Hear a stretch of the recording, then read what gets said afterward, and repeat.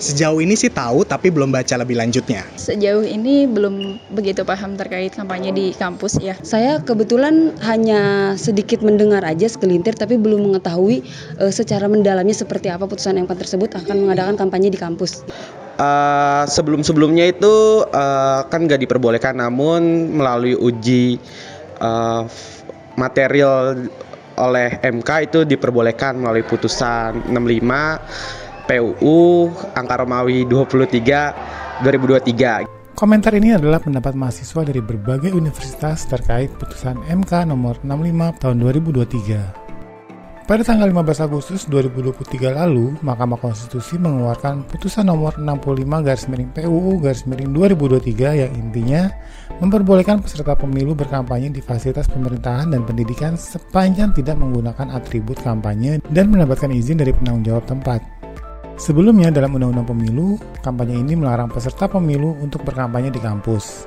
Lewat putusan tersebut, MK mengubah bunyi pasal 280 ayat 1 huruf H Undang-Undang Pemilu menjadi peserta pemilu dilarang menggunakan fasilitas pemerintah, tempat ibadah dan tempat pendidikan, kecuali untuk fasilitas pemerintah dan tempat pendidikan sepanjang mendapat izin dan penanggung jawab tempat dimaksud dan hadir tanpa atribut kampanye pemilu. Hal ini menimbulkan pro dan kontra beberapa mahasiswa. Sebenarnya kampanye di kampus itu kan menuai pro kontra. Pro-nya itu baiknya kampanye di kampus itu baiknya gimana gagasan pikiran atau masing-masing capres atau pencawapres akan diuji oleh mahasiswa, di mana mahasiswa kan marwahnya kampus kan emang untuk menguji, untuk berakademisi. Tapi buruknya mungkin akan terjadi ketidaknetralan bagi mahasiswa dan mengganggu kegiatan belajar dan mengajar. Kalau menurut saya untuk kampanye di kampus itu kurang etis ya, karena memang kita hanya fokus ke dunia pendidikan tapi kita belum terjun ke dunia politik. Nah, jadi memang kampanye di dalam kampus itu mungkin kurang etis sepertinya untuk dilakukan. Bagus juga, cuma memang mahasiswa itu sebelum masuk ke ranah itu harus memperkuat individu dulu, bagaimana kemudian bisa melek terhadap politik dan tahu bagaimana isu-isu yang benar gitu, apalagi terhadap bacalon yang akan maju gitu. Mungkin kalau menurut saya di kampus juga salah satu hal efektif sih bisa dari MK ini. Mungkin karena mereka nggak yang menelan mentah-mentah, beda seperti masyarakat yang udah ketika diberitahu A, mereka akan menjalankan A gitu. Tapi untuk mahasiswa mereka akan mengkritisi dulu karena sebagai agen of change sendiri itu. Mungkin pada penerapannya akan baik dan juga buruk bersamaan. Baiknya adalah ruang demokratis kita secara umum itu akan lebih luas karena bisa menarik massa dari kalangan-kalangan muda yang biasanya itu apatis untuk melakukan demokrasi, khususnya pada pesta demokrasi kita di pemilu. Tapi buruknya kemungkinan itu akan mengganggu ekosistem dari politik di kampus itu sendiri. Karena kita tahu kampus itu miniatur negara yang harusnya itu netral dari partai politik, tapi kemungkinan dengan adanya regulasi ini ekosistem dari politik di kampus akan juga sama dengan politik di negara. Menurut saya pribadi, biasanya di kampus itu terdapat dari ormawa dan lain-lain seperti itu. Nah, ada sebagian yang seperti itu mungkin salah satu hal efektif untuk kampanye, tapi ada di sisi lain juga takutnya malah menjadi berkubu-kubu yang nantinya akan mudah mendoktrinasi mahasiswa lain. Biasanya kalau di kampus itu ada istilah senior dan junior, tapi nantinya yang berdampak besar gitu.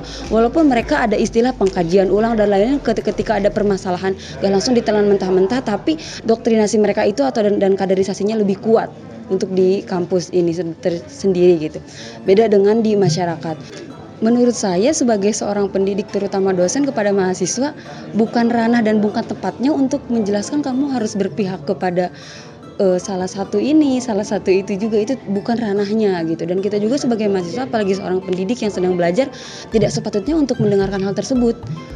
Menurut saya itu silahkan disaring saja dari mahasiswanya punya kesadaran tersendiri gitu. Untuk hal itu ketika dijelaskan oleh dosen, bahkan kalau dosen seperti itu mahasiswa sebaiknya menegurnya.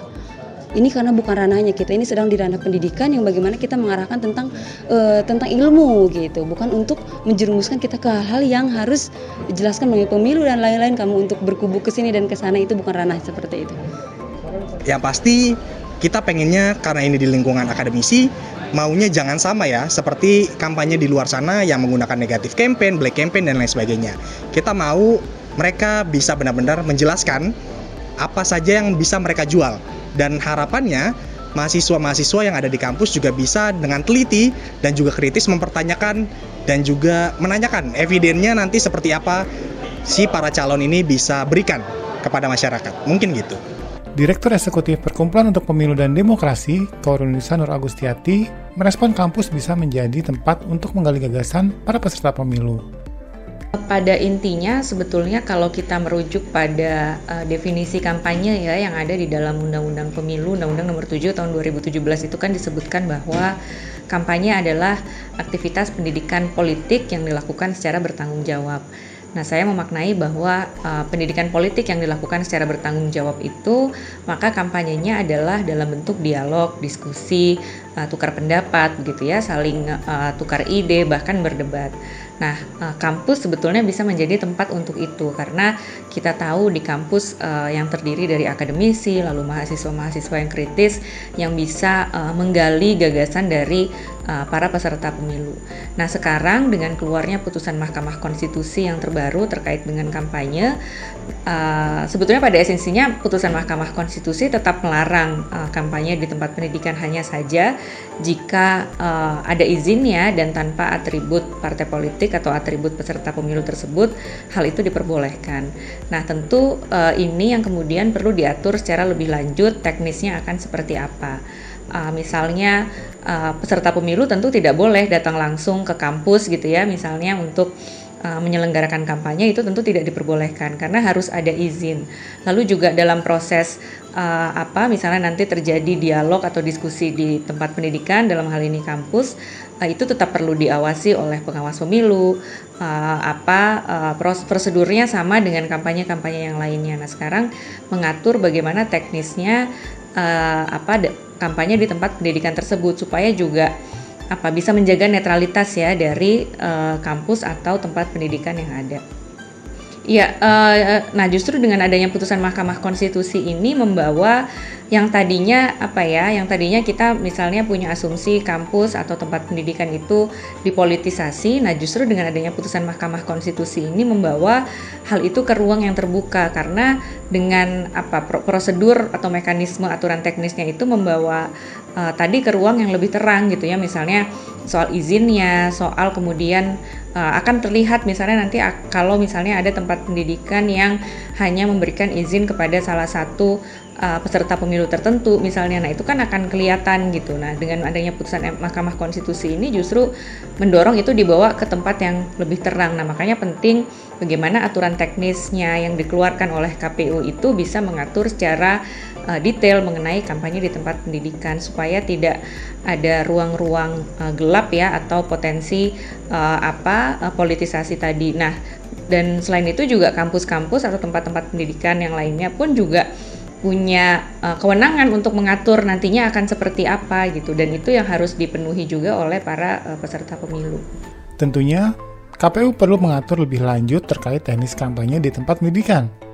Demikian video Election House kali ini, jangan lupa like, share, dan subscribe. Sampai jumpa!